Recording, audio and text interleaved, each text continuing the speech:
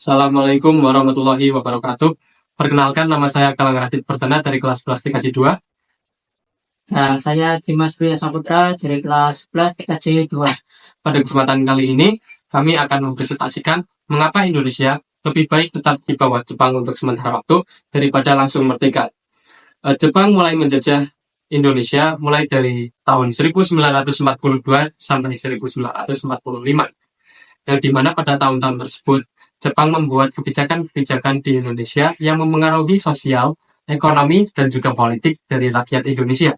Yang pertama yaitu ada propaganda saudara tua, yang dimana Jepang berusaha mendapatkan kepercayaan rakyat Indonesia dengan cara mengganti sistem pendidikan berbasis nasionalisme, menghapus sistem kolonialisme Belanda, kemudian juga Jepang membantu mengembangkan sistem kemiliteran di Indonesia, serta Jepang juga menjanjikan kemerdekaan bagi rakyat Indonesia.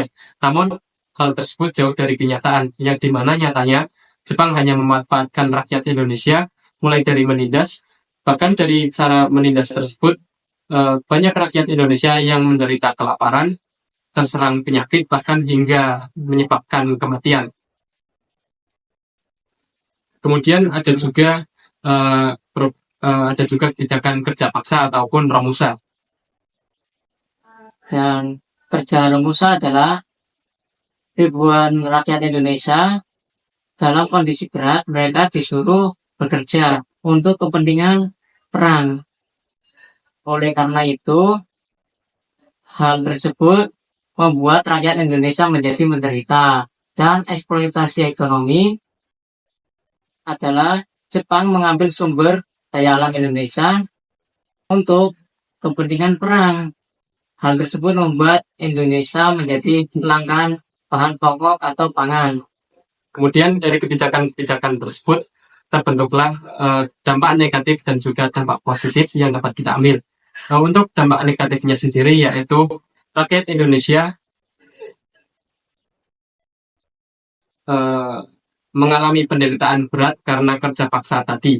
Kemudian juga mengalami kelangkaan bahan pangan dan juga pokok karena eksploitasi sumber daya alam ataupun ekonomi tadi. Kemudian juga represi militer yang menindas perlawanan. Untuk dampak positifnya sendiri yaitu ada nasionalisme rakyat Indonesia yang semakin kuat. Kemudian juga ada sistem pendidikan yang berbasis nasionalisme dan juga ada sistem kemiliteran Indonesia yang lebih berkembang.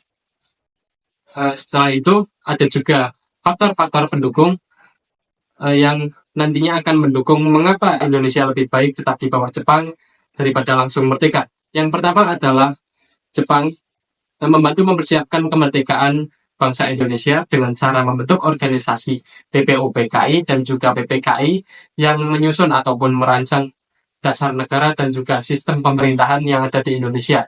Kemudian ada juga sistem kemiliteran yang dimana Jepang membantu meningkatkan sistem militer yang ada di Indonesia dengan melibatkan pemuda yang ada di Indonesia untuk bergabung dalam PETA dan juga HEIHO, serta ada juga organisasi masyarakat yang semi militer seperti Seinindan, Keibondan dan juga Fujinkai, yang dimana nanti sistem kemiliteran tersebut dapat menjadi bekal utama setelah Indonesia merdeka apabila yang nantinya dapat menjadi bekal utama bagi Indonesia apabila nantinya Belanda menyerang Indonesia kembali.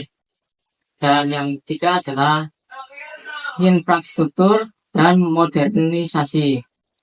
Selain mengeksploitasi ekonomi Indonesia, Jepang juga membangun infrastruktur pada Indonesia, seperti kereta api, pabrik, dan sistem komunikasi.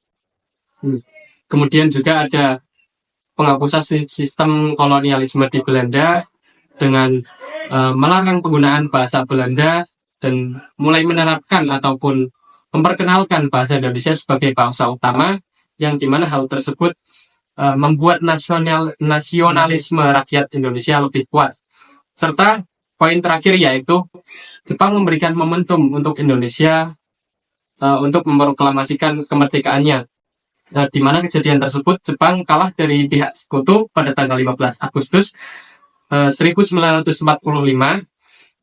Kemudian lebih tepatnya Jepang kalah dalam Perang Dunia Kedua yang menyebabkan Indonesia mengalami kekosongan kekuasaan, dan juga pada saat itu bangsa Belanda belum kembali ke Indonesia, dan juga Jepang dilarang ikut campur dalam sistem pemerintahan Indonesia, sehingga kesempatan emas tersebut dimanfaatkan oleh bangsa Indonesia untuk segera memproklamasikan kemerdekaannya pada tanggal 17 Agustus 1945. Nah, oleh karena itu, faktor-faktor tersebut menjadi, membuat jawaban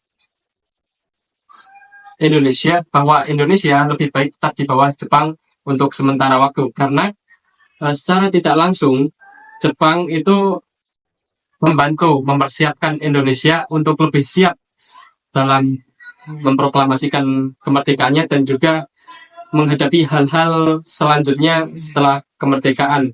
Contohnya tadi yaitu pengembangan kemiliteran.